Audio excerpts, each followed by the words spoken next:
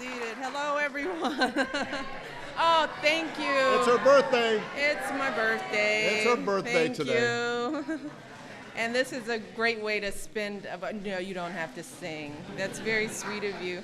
My husband's not used to me being at these events because I usually don't come, but I had to be here and welcome you all to the White House. And I want to thank you all for being here as we celebrate another world championship for the St. Louis Cardinals.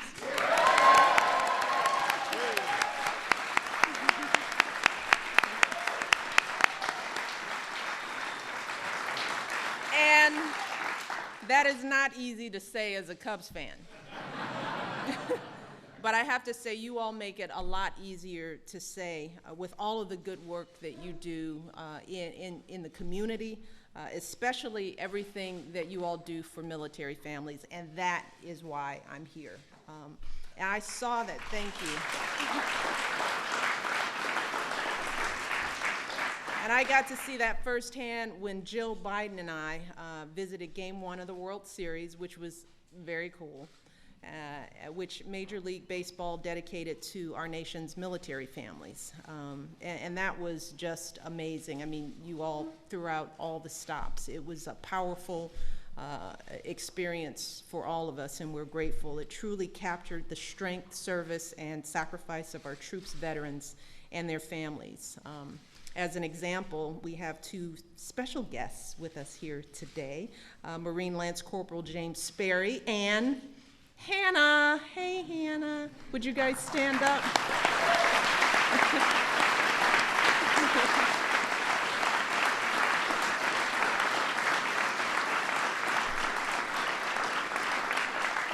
I had the pleasure of hanging out with these guys in the box, and Hannah stayed awake for most of the game.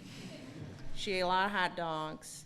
She had a great time, and it was a wonderful experience. And I just have to tell you that Lance Corporal Sperry is a perfect illustration of what our troops and wounded warriors display every day throughout this country. He's a veteran of Iraq, and he sustained multiple wounds from a rocket-propelled grenade, and he still feels the effects today. But since he's returned home, that hasn't stopped him, and that's what we see. It hasn't stopped him from being a first responder during last spring's devastating tornadoes in Joplin, Missouri. It hasn't stopped him from being a mentor to other wounded warriors, and it certainly hasn't stopped him from being a phenomenal dad to a very beautiful, brave little girl who I really like a lot.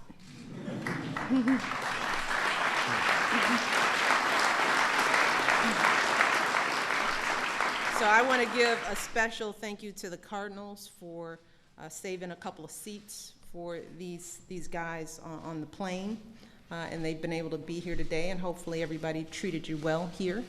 And I want to thank the Cardinals and Major League Baseball as a whole for supporting the Joining Forces initiative.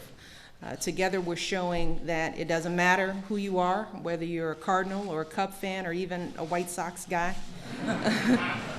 We all can find a way to give something back to our troops and families who've given us so much. So with that, I want to thank you and congratulate you and introduce your proud President, Commander-in-Chief, and Sports Fan-in-Chief, my husband, Barack Obama. Okay.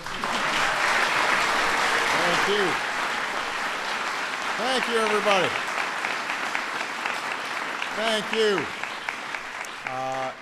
It is wonderful to be here. It is wonderful to be joined by my wife. It is her birthday today. When we first married, it was a little controversial that she was 20 years younger than me. But now it seems to have worked out okay. I'm 48. And I want to join her in congratulating the world champion, St. Louis Cardinals.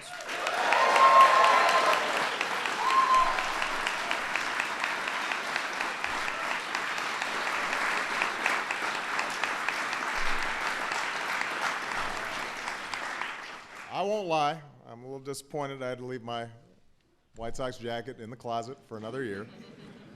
But this is a special team, both because of what they do for our military and their families, but also what they did on the field last season.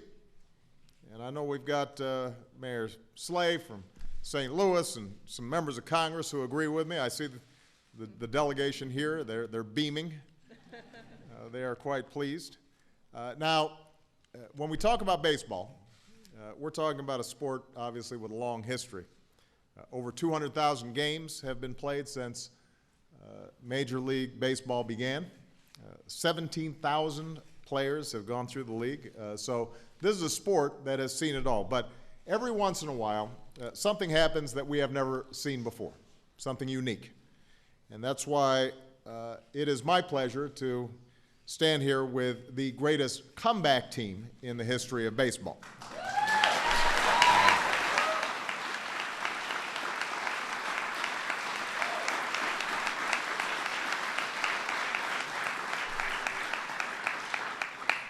Last August, with just 31 games to play in the regular season, the Cardinals were 10.5 games out of the playoff race. At one point, they had a less than 4% mathematical chance of making the playoffs. In Las Vegas, there were 500-1 long shots to win the World Series. And when Chris Carpenter pulled the team together for a meeting, his message was simple: let's not embarrass ourselves. But through skills and guts, and I think the team would agree, just a little bit of luck, just a touch, this team made the playoffs. And even though they trailed in each of the series that followed, they somehow had the spirit and the determination and the resolve to survive. Of course, the most memorable moment was Game 6 of the World Series. I've got to say that has to be one of the best baseball games of all time. Unbelievable game.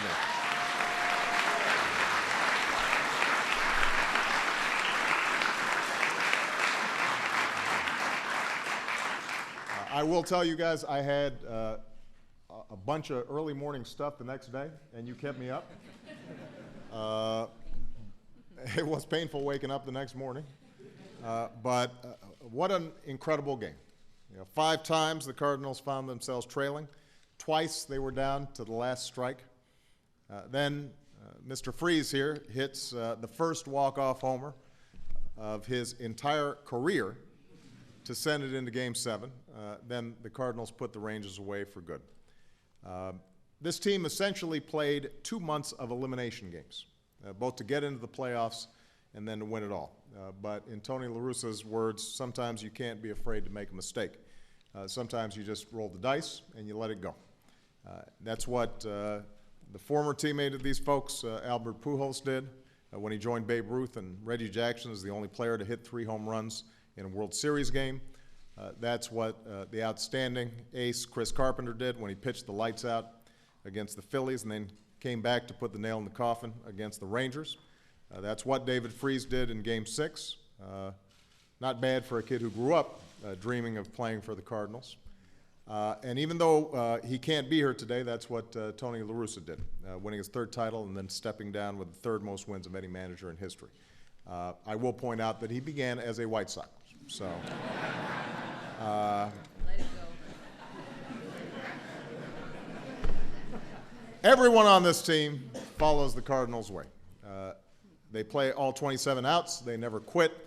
They carry on the legacy of so many great Cardinals that have come before them. Last year I was honored to present Stan the Man Musial with one of the highest honors the president can bestow, the Medal of Freedom. And you could see Stan coming from about a mile away because he was wearing that bright red blazer. There's no question he will always be a Cardinal at heart. And now this team is part of that long line of heroes. So I want to congratulate not only the players, the owners, all the managers and team officials, but also the fans for a historic year. And I also want to thank them for visiting Walter Reed this morning, spending some time with our wounded warriors over there. That's what this organization is all about. It represents baseball at its best, and I wish them all the best this season. Congratulations.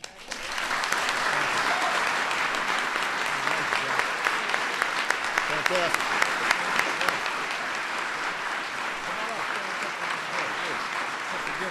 Tell me what I got here. Tell me what I got. Thank you for those warm remarks and nice hospitality here. We've got a couple of gifts for you and Mrs. Obama. There you go.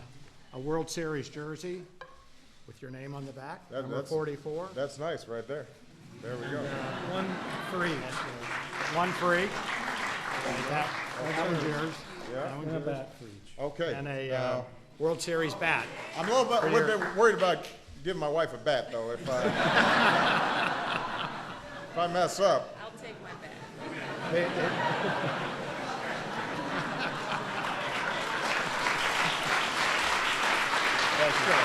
Great to be here. Thank you very much. Very appreciate it.